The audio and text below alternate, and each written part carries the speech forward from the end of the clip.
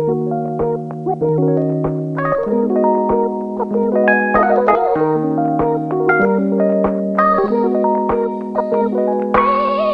hi guys, welcome, greetings from sunny Poland at the end of what has been a very long and dark winter. I'm going to be talking to you and telling you the story of Tom and my recollections and perhaps my sort of thoughts about how to go forward after what has been a particularly difficult few months. Funny because when I first met Tom, I felt very much in a checkmate situation, and it's ironic because I think in many ways he might have felt the same way towards the end of his life when he passed away over the Christmas period just gone. I mean, I just had tried everything that you could possibly think of trying in terms of trying to sort out my dating life, whether it was, you know, therapy, talking to friends, getting advice, talking to girls, often who I was attracted to, tree hugging, salsa dancing, whatever. I tried it, I'd been there, I'd done it. And it's interesting that I stumbled. It's often when you're in the darkest place, yeah, that you only let go, the ego only lets go and is prepared to entertain something completely revolutionary. Because up to that point, I was a totally, well I still am, according to a lot of my friends, an establishment figure, a lawyer, public school educated, university educated, respectable individual with a wide circle of friends. And here I was at the grand old age of 46, on a Sunday afternoon in front of my laptop computer thinking, well, there must be a solution. It can't be a checkmate sort of denouement to my adult life. And it was then that I stumbled on daygame.com, and obviously in particular Tom Torreira YouTube videos. Hello, my name's Tom Torreira. I'm 34 years old. I'm from Cardiff in Wales, and I'm a professional day gamer. As he famously said, the love child of David Cameron and Michael Schumacher, he didn't look at all an oil painting, you know, is somebody that we could identify with because, you know, we felt that we were in the same situation. And it helped us to realise that it's not all about, you know, obviously about looks or about status.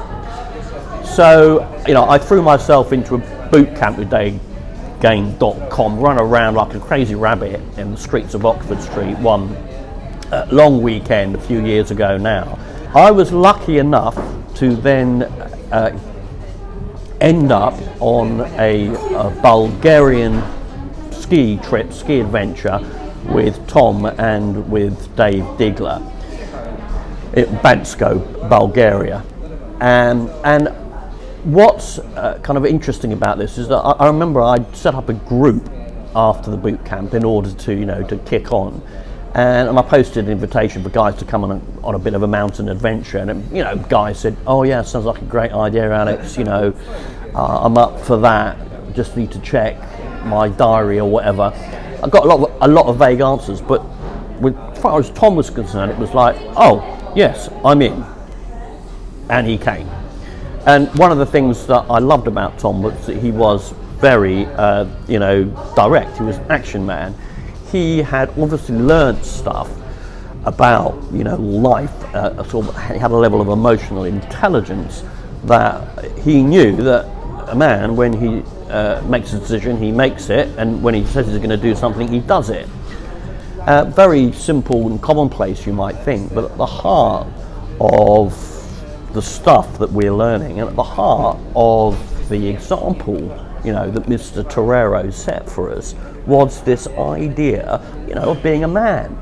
And this was completely revolutionary to me because, you know, I had always considered, looked down my nose, I hadn't even really, you know, examined it until this darkest moment before the dawn Sunday afternoon, that, you know, that whole area was something sketchy. You know, no stigmatized, no ostracized, no scapegoated, yeah? Join society in condemning a minority, or, you know, or a renegade outpost that contradicts the social conditioning that you've grown up with all your life. So the interesting thing about this was the experience of going on a ski trip with Tom and actually meeting the man behind the videos shook up my thinking of the last 46 years, because he was a guy who was friendly, cheerful. At the airport, he wouldn't get annoyed about the flight delay. He would happily tap away on his laptop computer. He'd socialise. He'd chat with not just girls. He'd chat with the flight attendants, the security people, and he just had a very good positive vibe about him. He was organised, and he would get up at 8 o'clock in the morning in order to edit a video. So here I was, sort of confronted with, I guess you'd call it the badass Buddha concept, which for me is sort of like a high watermark as far as what Tom was teaching and Tom's philosophy is concerned, in that he had melded, his kind of civilised, Oxford-educated, church-based sort of family, a traditional background, with, being a stand-up guy who knows how to challenge, tease, attract, hold the frame around not just girls, but around, anybody in certain situations in his life. Instead of making friends and getting a girlfriend and going to university and partying and having fun, I decided I was just going to bury my head in the sand, become a super nerd, and go to Oxford University. And that's what I did. The home of geeks, Oxford University. In terms of Tom's story and where he came from, he was the geek, he was the nerd, he had the acme, he ticked all the boxes, and then he ended up in Oxford University. I think what is interesting about his time at Oxford University, where he studied with Richard Dawkins evolutionary biology, God knows how he ended up in that area, because he spent most of his childhood running around with a video camera, being a creative. I could never quite, square the circle of the choice to graduate from Oxford University in evolutionary biology with Richard Dawkins. Amazingly, in my second year, I found a girlfriend, my first ever real girlfriend, and I was so needy towards her, obviously, but I clung on to her, and we had adventures together. She was pretty geeky as well. Later on, when I was 21, I'd lose my virginity to her and her to me. So she was a massive help in my life. And at the same time, I tried cognitive behavioural therapy, CBT, where you read some books and you take some action, and that helped me. But by the age of 22, when that girl left me and I finished university, I was back to square one. During those university years, he was shaken up. I mean, he went and visited Richard Dawkins and actually asked him, in his own house. He's got a rather attractive wife, apparently. I can't make sense of this atheism, this evolutionary biology. It jars with me, particularly in the area of women. It's like, are they really just driven by their biology? Is this dual mating strategy true? Is it some selfish gene that's powering the relations that they have with the opposite sex? And that was really hard for him to deal with. He had a year marriage with a girl he met at university, married too young. The wheels came off that. He actually spent a month or two in a Greek monastery, of all places, after he left university. I think Tom's philosophy and approach to dating, day game, was best kind of exemplified during that Bulgarian ski trip, when he persuaded me to engage in some covert, some clandestine filmmaking. I'd only, just been introduced to day game, and here I was in a cafe in downtown Bansko, secretly videoing and recording a date he had with a girl he'd picked up the night before. And then the waitress came over to me and put the coffee down. She hesitated, and in my imagination, I guessed that she figured out what I was doing and the game was up. "What's this?" she says, whipping the paper away and exposing my flashing camera. I sat. "You with him, aren't you?" And she turns to point at Tom. "I saw you secretly talking earlier." No. I'm just a local Bulgarian guy, I stammer. "I'm calling the police." "What's going on?" The girl on the sofa with Tom asks. "They secretly filming you for a YouTube channel for basically porn." Their pickup artist. The girl leaps up. My boyfriend is a policeman She blurts out angrily. and works out. I am now in a Bulgarian court. The judge is talking in Bulgarian. I do not understand a word of it. I am dragged away to suffer some grim punishment. I plead with my lawyer. What are they saying? Where are they taking me? Can't you say something? No, he says bluntly. The Bulgarian police are probably far worse and more brutish than the British. This was the Balkans, virtually. It would be some traditional beating in the streets with pine tree branches or tied to the axles of a log wagon. But of course, the waitress simply put the coffee down and asked me something in Bulgarian. I grunted, no, and she went away. I was absolutely fascinated as I listened to their entire conversation through the radio mics. He ran the girlfriend sequence there before my eyes. It was not overt or flashy, just very subdued and cool. He teased her. He challenged her. And when she said things like, Just another British male terrorist looking to, with a Bulgarian girl. he replied, yeah, a trophy. I'm going to put you on the wall with my other moose heads. Tom was never coming from a place of, wanting to ka-ching, to make himself rich or self-aggrandizement, or even actually from wanting to have sex with lots of girls. And particularly during that video experience, he wanted to show me, obviously wanted to make a good movie and get my help, but he could have easily done it on his own, what it's really like. And he wanted then to share that knowledge with the rest of the male geeks out there, because let's be honest, it's not the flipping, his audience isn't, the Casanovas of the world, the dirty predators of sexual predators of the world. His audience is you and me, regular Joes who spent a lifetime, or in my case nearly a lifetime, not getting to grips with the birds and the bees, with the dating dance, with who we are as men, because of the social conditioning that we've suffered from, and our own wrong thinking, and not having unplugged ourselves from our own wrong thinking. And that, for me, meant that what kind of, in a way, whatever he was doing, as much as the world might frown at it, for me, there was a true motive behind it. And it was so interesting because it turned out she'd specifically chosen that location because she knew she wouldn't bump into any friends. It was a quiet cafe. She wanted picking up from somewhere because she didn't want him coming to her home. She wasn't happy being dropped off at the hotel because she might know the hotel staff after the date. And, and then it transpired during the course of the date that, she had a boyfriend, a cage fighter or a policeman or both. And he was out on competition, travelling around Europe, and here she was secretly playing away. It really wasn't him seducing or manipulating her. It was her wanting to enjoy a seduction and allowing him to, run the model as he did.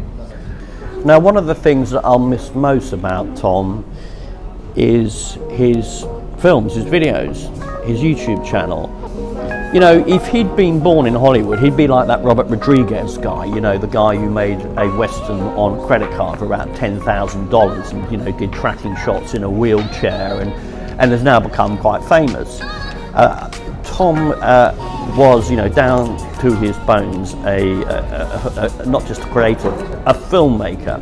And I, would go to, we went to Zakopane, and I, got an insight into the creative filmmaking process, and he was just like, off the iPhones now. It's just completely revolutionised filmmaking. You can literally make it. Well, people are doing it, of course. Make a feature film on an iPhone. He would film tracking shots as good as anything that £100,000 production crew rig could achieve in a proper feature film. And he'd edit very quickly. When we were skiing, he would, obviously film. Rolling. Which is very difficult to do, ski down a steep mountain and actually get some good footage of someone skiing. And then he would get home, he would get back to the hotel, flop on his bed, and I would come in for a chat, and there he would be in his underpants with his MacBook Air, editing it all together in about two hours, which is absolutely extraordinary when you think how time thirsty actually the editing process is. Tom Torreira from Poland, just wishing you happy Independence Day to all you bachelors, to all you cads, to all you nomads who are not tied down, who are not needy, who are not supplicating. You haven't lost the frame, you've still got your independence. You rely on yourself, first of all, to make you happy. You don't believe in the Disney idealism of love. You go into things with your eyes open. So yes, it's the opposite of Valentine's Day.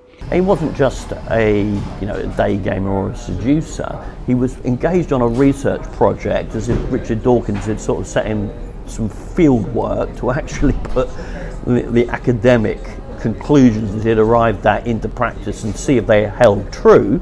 And I often felt that Tom was on a kind of a mission to prove Dawkins' philosophy true.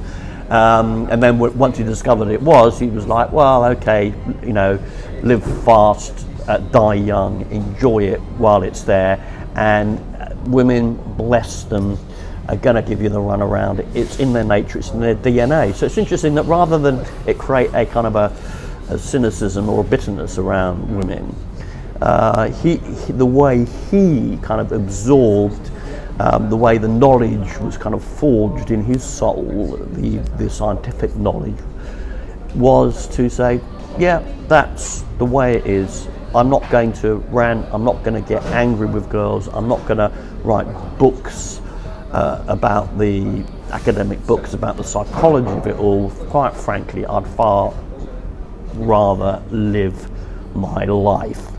So after that moment, I was converted. And something inside me said, game works. Tom, you can be attractive. Tom, your limiting beliefs and fears are holding you back and you can change. It was like somebody had just given me a key to the prison that was my own mind. Now, it was about 2 years ago. We were in Austria skiing, and he'd had a difficult winter because it was the time of the street attraction panorama program and there'd been some stuff going on over the other side of the Atlantic with Netflix and RSD that he was afraid he was going to get dragged into. He was also clearly sort of at a bit of a watershed moment, having been in this area now for must have been 10 years at least, and feeling that creatively he'd given everything he could give. His opus was done, he'd said everything he could say that could be said about this topic, and he wanted to move on.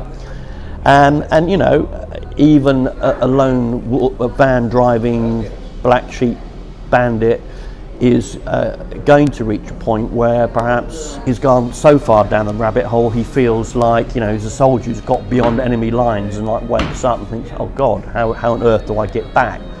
And he wanted was looking for a change of direction. We talked about it during that Austrian ski trip, and what's so interesting is he'd skied all his life. His father was a ski instructor, Slovak, I think, Slovak or Czech, and he was a good journeyman skier. He knew how to get down the mountain and he skied reasonably well, but he couldn't ski properly. He couldn't really, he didn't have the skill to give you that absolutely blissful, joyful experience that you get on skis when you are going at speed and there's no real effort involved, and it's just like you're planing over the snow, and that is as close as you can get to paradise as far as sporting endeavour is concerned, in my view. But on this trip, I introduced him to a ski instructor who owned a ski school, who had revolutionised my skiing and made me realise it wasn't too late to get good at skiing, because I'd been a journeyman skier for most of my adult life before I met the ski instructor. And the penny dropped for him, and off of that trip, he then went off to Switzerland to train to become a ski instructor. And I thought this was, absolutely brilliant. Most importantly, that he was willing to learn, Most people, whether it's in day game or whether it's skiing, they get to a standard, but they don't really want to kick on. And they don't really believe, or perhaps it's a lack of imagination, and they haven't thought it through, that they can get good at this stuff. Yeah, and one of the things that gave me the sort of conviction and the determination that I could succeed in day game was this, having learnt to ski properly, having thought it was impossible and actually given it up for 5 years. So I applaud Tom for having thought that he could, revolutionise his skiing and become a ski instructor in his 40s. I also thought it was a great idea because it would allow him to continue to make films during the off-season, and find some fresh creative endeavour, whatever it might be.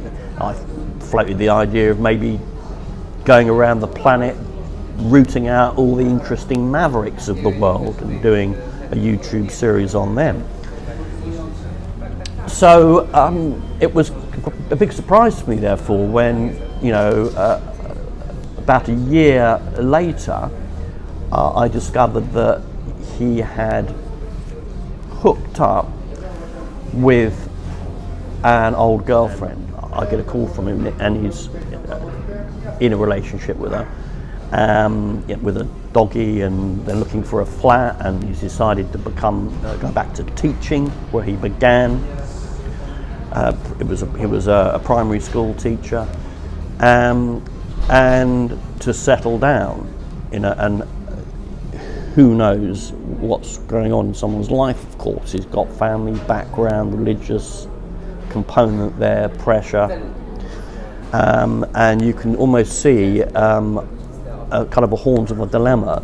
And then, of course, in the interim, she had, from first dating her, she had met another guy, and there was this guy in the background, and it must have been really quite difficult. And then, as if things weren't bad enough, you get a crazy Newsweek hit job. Newsweek, it's almost, you can almost feel as if she couldn't find anything else to do with a journalistic career except kind of like angrily go after pick-up artists across the world for whatever reason. Nevertheless, I don't think the Newsweek article had much of a big part to play. Tom had already sort of toughened up about all of that, and anyway, he was moving on to a different phase of his life.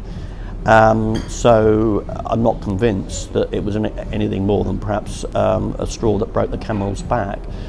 I actually think that the coronavirus was particularly difficult, and he was trying to drive his van over the channel to the Swiss mountains to resume with the ski training career. I actually think that the coronavirus has had a very powerful, subtle mental impact on a lot of people's lives. And don't forget, a guy who is day gaming, who is approaching girls, his oxygen is the social contact. For Tom, when you're a bit of a lone wolf, it's really important to have those conversations with someone, even if it's a petrol station cafe while he's filling up his van, or just ordinary, normal, healthy human interaction is sort of the oxygen that keeps us often from going crazy or going to dark places. But just by talking to other human beings, not via Skype or email or Facebook or Instagram, but actually looking into their eyes and feeling this ancient primal human connection, very quickly, I would say within 2 to 3 months, I felt human. I felt like I was no longer just watching life, but I was in life. And what a revelation that was. So really it had nothing to do with the sex or wild stories of lay reports and all that. It was just a simple process of sitting next to a pretty girl on a bench in Leicester Square, talking to her smiling, looking at me in the eyes. Yeah, she might have given me an email or a Facebook back then, whatever, but just having those conversations. By taking action, things inside changed. a big takeaway message from this podcast, if you're listening and you're in the situation perhaps I was in a few years ago, where I felt unable to do anything, a big takeaway message is just changing a very small thing can have a snowball effect over time, and it's not going to take you as long as you think. So even if you said, okay, I'm going to have an indirect conversation with a pretty girl once a day, even if that's asking for directions or making chit-chat in the coffee shop, just that one little act can snowball into a massive life change. Now look, we can become amateur psychologists and try and figure out why it happened and what was going on, but isn't the truth of the situation that what we're doing is trying to process our own grief and make sense of it? Because obviously the death of someone in such circumstances is difficult. It's a problem for the living, who can't quite square the circle and feel they could have done something, or feel kind of guilty by some sort of association or whatever it might be. And I feel angry, I feel angry. That he's just sort of pulled the ripcord and vanished. And had been such an important influence and such an important mentor in my life. In fact, I had a friend asked me just last week, and a question I hadn't thought to ask really. Did Tom change your life, he asked. Yes. Without the experience, without the immersion that I went through, I just think I could be in a particularly dark place, and I would never have got out of that sort of checkmate mindset. I'd probably dragged the pain of being a sort of single lonely guy, dragged it like a ball and chain through the rest of my life, all the way to the grave. Quite a grim epitaph. Because Tom did open the door, as it were, and shine a light on the situation and make me realise that this stuff did really work. And isn't it ironic that he then finds himself in something of a checkmate situation, and for whatever reason, it's often these determined, insanely sort of courageous characters, who do this crazy stuff, and for whatever reason, he made a decision, and Tom was nothing if not a man of will, and once he made decisions, he followed through on them. We can take a view, there's so much stigma around this stuff, that particularly, in a monotheistic country, culture, that, you want to label things right, wrong, and so on and so forth. But, maybe it's just as likely that he decided to eyeball death and grab death by both horns, just as he had with life, and join that kind of gallery of artists and poets and writers who've decided basically to check out early. It reminds me a little bit of these old grannies in casinos in Las Vegas who, into their 70s are chain smoking in front of the fruit machines, dropping dimes in, leaving rather a sad and hopeless existence. Well, perhaps for some people, perhaps for Mr. Torero, he just didn't want to go quietly into the night.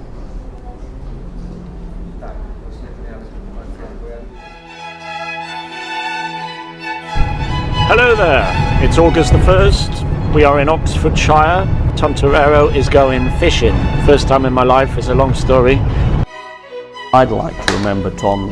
I'd like to remember him as he was actually at what I consider to be the high water mark of his career as a filmmaker, which was in the Oxford Buckinghamshire countryside in the summer. Feels like only a year or two ago now, just before the coronavirus hit us. Where are we going, Mr. A? So we're going down to the Adwell Estates. This is a very aristocratic part of the country. We're actually in the borders of Oxfordshire and Buckinghamshire. Right on the border. And I'm a hoi polloi posh hoity-toity lawyer. I'm a member of the Lawyers Fishing Club. And the riffraff wouldn't be allowed in these areas. I blend in lovely here. You do not blend in. A Welshman in a van. a Welshman in a van in shorts. Ibiza shorts. All right, lovely. We don't do drugs here, you know. All right, Didn't is you this a get place for stopped? fishing? Didn't you get stopped by an old lady this morning in your van whilst you were up to something nefarious? I did. I was in a very posh village, a bit like this, and she knocked on the window and she said, "Oh, hello, good morning. Are you here sorting out the telephone wires?" When actually you were engaged in theft of the internet connection. I was stealing Wi-Fi from a pub.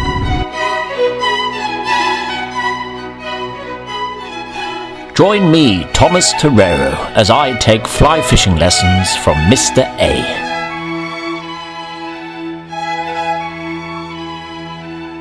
See if you can work out the parallels between this fine sport for gentlemen and the art and craft of day game pickup. What I loved about this particular video was, you know, he had learnt by now all the tricks of the trade.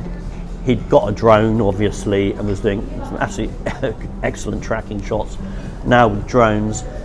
But most importantly, he had hit upon such a terrific idea for a day game vlog, which is fly fishing. Now, there is no, if you weren't to read anything or take any coaching or watch any videos or read any books, I'd recommend you study fly fishing and for yourself work out the parallels between that and dating. Because it is the dating dance. It is a brilliant metaphor. And what I liked about the way Tom put it together was he lets the viewer make up the decision about what there is to learn and about what the parallels are between fly fishing and the dating dance. He doesn't tell you, you know, these are the 5 key things you have to do and get on his soapbox or preaching from the pulpit.